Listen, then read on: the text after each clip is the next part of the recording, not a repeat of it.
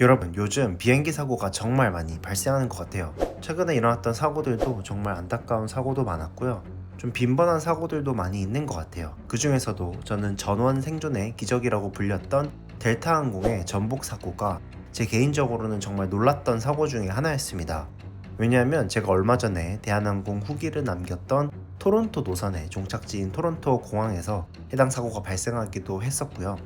무엇보다 이번 전원 생존의 핵심이라고 불렸던 비행기 기종인 캐나다 bombardier사의 CRJ-900 리뷰 영상을 준비하던 중이기도 했었기 때문이에요. 저는 사고 기제랑 동일한 항공기를 애틀란타와 몽고메리 노선으로 이용을 했었는데요.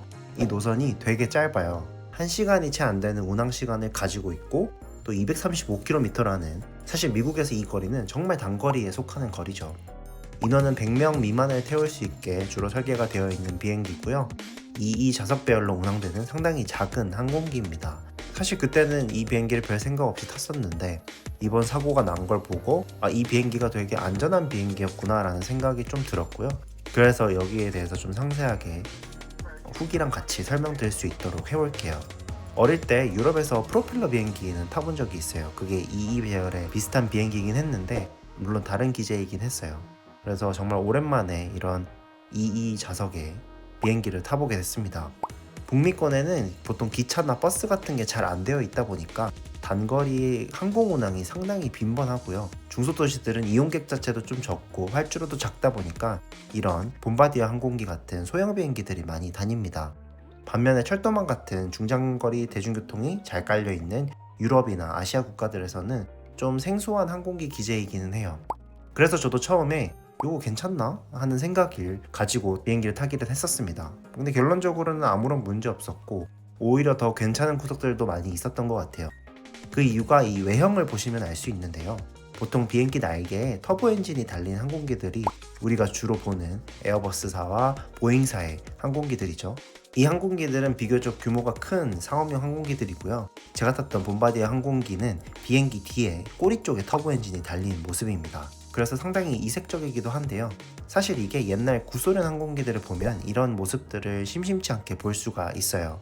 그래서 꽤 오래된 전통을 가진 방식이기도 합니다. 이번 델타항공 전복 사고에서도 이러한 기제의 구조적인 장점 때문에 승객 전원이 생존 가능했다, 이런 얘기들이 있더라고요.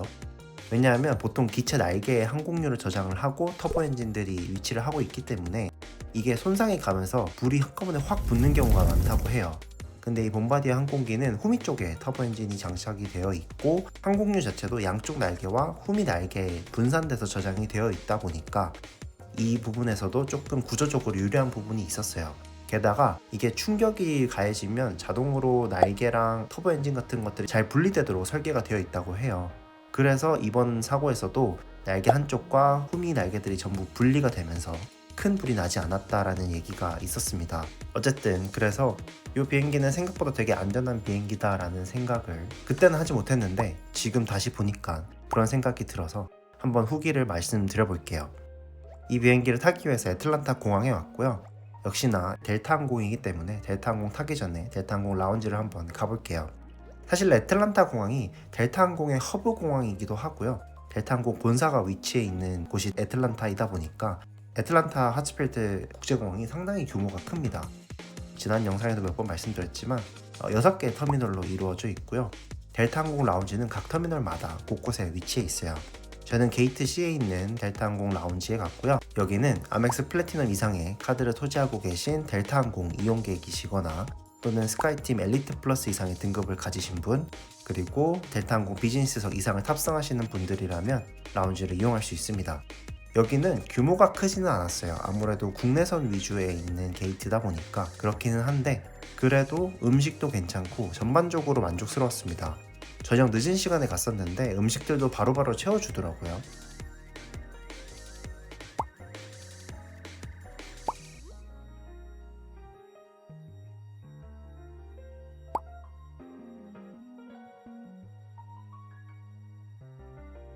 주류는 바에서 주는데 저는 팁 주기가 좀 무서워가지고 주문하지는 않았어요.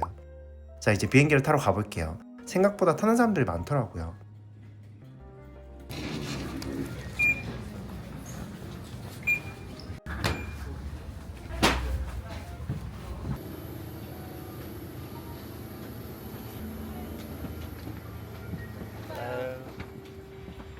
비행기가 상당히 좁습니다. 좀 과장해서 말하면 우리 일반 고속버스 배열 같은 느낌으로 2인 좌석 배열이고요.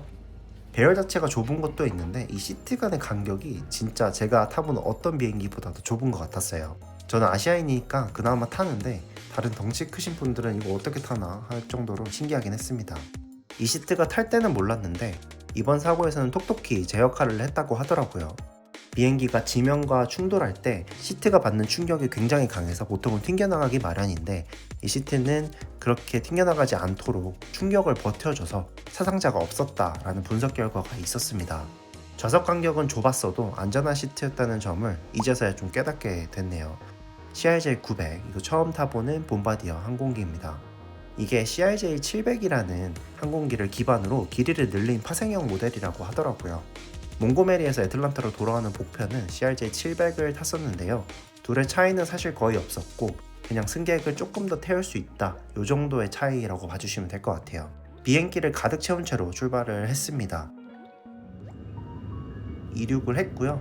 생각보다 스무스하게 이륙을 하더라고요. 그리고 거의 제일 뒷자리에 앉았더니 뒤에 엔진도 이렇게 보입니다. 그래서 사실 여기는 뒷자리가 훨씬 좀 시끄럽긴 해요. 왜냐면 엔진 바로 앞에 있기 때문에 상대적으로 앞쪽으로 가면 조용한 편이기는 하고요. 그래서 그 점이 가장 큰 차이점이었던 것 같아요. 초단기라서 음료 서비스는 별도로 없었고요. 거의 진짜 뜨자말자 착륙 준비를 했던 것 같습니다. 착륙은 되게 스무스하게 했고요. 거의 버스만한 크기의 기제였던 CRJ-900이었습니다.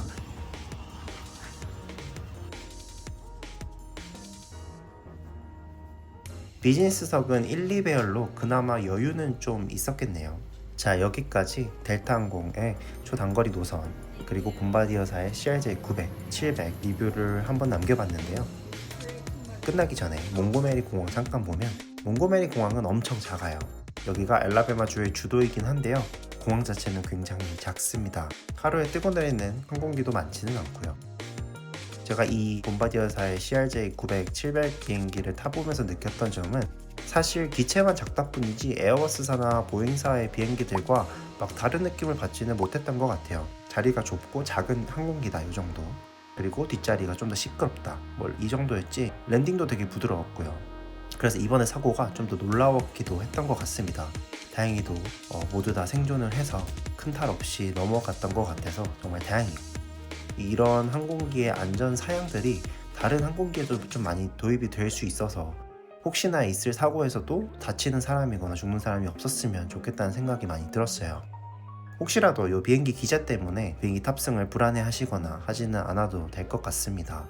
여기까지 소형항공기 캐나다 봄바디어사의 CRJ-900, 700 리뷰였고요. 다음에도 더 재밌는 영상으로 돌아오겠습니다. 시청해주셔서 감사합니다. 바이바이.